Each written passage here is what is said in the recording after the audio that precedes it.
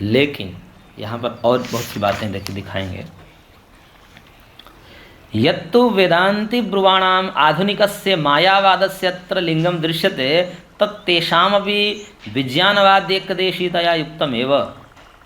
लेकिन आधुनिक वेदांति भी कुछ हैं, शंकराचार्य के बाद शंकराचार्य को सिद्धांतों को भी और क्लिष्ट बना दिए, उसको कहते हैं आधुनिक वेदांति। एक तो प्राचीन वेदांति हैं, सूत्रकार स्वयं हैं, और उस सूत्रकार से भी आगे चले गए आज के जो हैं वेदांती, और गड़बड़ घोटाला कर दिया, अविद्या आदि को ऐसे अलीक मिथ्या कह करके, और फिर वो मिथ्याभूता माया है वो बंधन का कारण बन जाती है जीव के।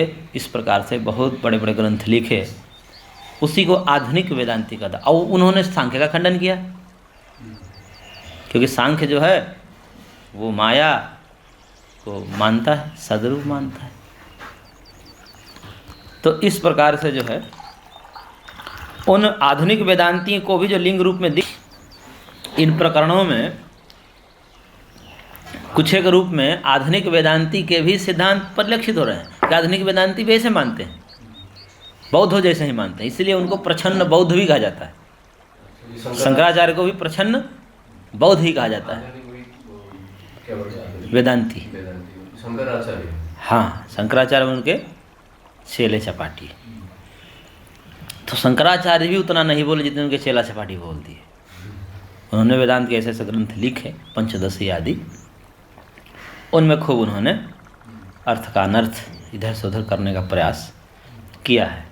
तो करेंगे, ऐसा लग रहा है पढ़ने से कि ये तो आधुनिक वेदांतियों के सिद्धांत का यहाँ पर खंडन किया जा रहा है, ऐसा लिंग दिख रहा है।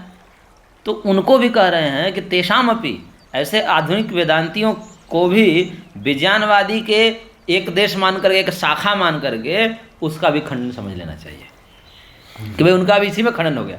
जैसे बौद्धों का नास्तिकों का खंडन किया गया, उसी में ये भी एक हैं, थोड़ा सा भिन्न है, क्योंकि ये वेद को आधार मानकर बातें करते हैं, ब्रह्म को मानते हैं, वो ब्रह्म को नहीं मानते हैं। लेकिन बाकी बंधन के कारण का विद्या को जो है असत वो भी मानते हैं, ये भी मानते हैं, मिथ्या वो भी मानते हैं, माया को मिथ्या वो भी मानते हैं, ये भी मानते हैं। इस प्रकार से वो भी उसी एक शाखा में आ गए, तो उनका भी खंडन समझ ही लेना चाहिए इसी बहाने, उसी कोटि में आए तो उनका भी खंडन समझ लीजिए। इन्हें इन्हीं प्रकरण से उनका भी खंडन युक्त ही है, ऐसा कह रहे हैं। क्यों? तो वही जो पद्म पुराण का वचन पीछे आया था उसी को दिखा रहे हैं और कह रहे हैं कि मायावादम असत्शास्त्रम प्रच्छन्नम बौद्धमेव च मयैव कथितम देवी कलौ ब्राह्मण रूपेण। कह रहे हैं, भगवान शंकर कह रहे हैं ना पार्वती जी से कि मायावादम असत्शास्त्रम, मायावाद बोलते हैं, शंकराचार्य के सिद्धांत को क्या बोलते हैं? मायावाद। तो कह रहे कि मायावाद जैसे असत शास्त्र, असत्य शास्त्र को प्रच्छन्नम बौद्धमेव च, प्रच्छन्न बौद्ध, एक तो बौद्ध है नास्तिक, वो सीधे बोलते हैं कि वेद को हम प्रमाण नहीं मानते, हम अवैदिक हैं, हम वेद को प्रमाण नहीं मानते। लेकिन एक ऐसे भी शाखा है जो कहते तो हैं कि वेद को मैं प्रमाण मानता हूँ, लेकिन बात वही कहते हैं बौद्धों वाले, तो इसलिए उनको कहते हैं कि प्रच्छन्न बौद्ध हैं, छुपे हुए बौद्ध हैं। तो कह रहे कि ऐसे एक तो बौद्ध सीधा बौद्ध, साक्षात बौद्ध, और एक आस्तिकों के आड़ में बौद्ध, ब्राह्मण रूपी ना। तो कह रहे कि हे देवी, मैं ही ब्राह्मण का रूप धारण करके मैं ही इन मायावाद असत शास्त्र का कलयुग में जीवों को नष्ट भ्रष्ट करने के लिए बनाया है और उसका व्याख्यान किया है। इनको मायावाद कहने का कारण उसने प्रकृति को, हाँ, प्रकृति को असत कर दिया ना, प्रकृति मिथ्या है ऐसा कर दिया। नहीं, प्रकृति ब्रह्म सत्यम जगन मिथ्या जीवो ब्रह्मैव नापरः, उनका एक स्लोगन ही है, ये समझिए, प्रसिद्ध वाक्य है। ब्रह्म ही एकमात्र सत्य है, अद्वैतवादी हो गए। जगन मिथ्या, जगत माया का ही तो परिणाम है, तो परिणाम नहीं मानते, विवर्त मानते हैं। वो सांख्य क्या मानता है? माया यानी कि प्रकृति, मायाम तो प्रकृति विद्वान माइनम तो महेश्वरम, इस श्वेता श्वेतर श्रुति के अनुसार माया कहिए अथवा प्रधान कहिए या प्रकृति कहिए। मायाम तो प्रकृति विद्या, माया को क्या जानो?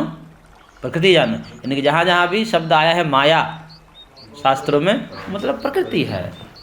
तो मायावाद का मतलब प्रकृति को मानने वाला। हाँ, प्रकृति को मिथ्या मानने वाला। नहीं, इसमें तो मिथ्या नहीं। अरे ब्रह्म सत्यम जगन मिथ्या, ये वाला वचन।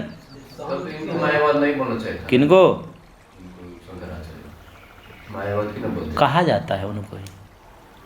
तो ईश्वरवाद बोलने से ईश्वर को मानने वाला को ईश्वरवाद बोलते हैं। ऐसा नहीं है उसका मतलब। माया को लेकर के, क्योंकि हम बंधन में हैं। अच्छा, मुक्ति दिलानी है उनको, तो मुक्ति कैसे दिलाएंगे? माया से ही तो मुक्ति होगी। और उस माया से मुक्ति दिलाने के लिए, माया को असत सिद्ध करने के लिए उन्होंने बहुत तर्क प्रस्तुत किए हैं।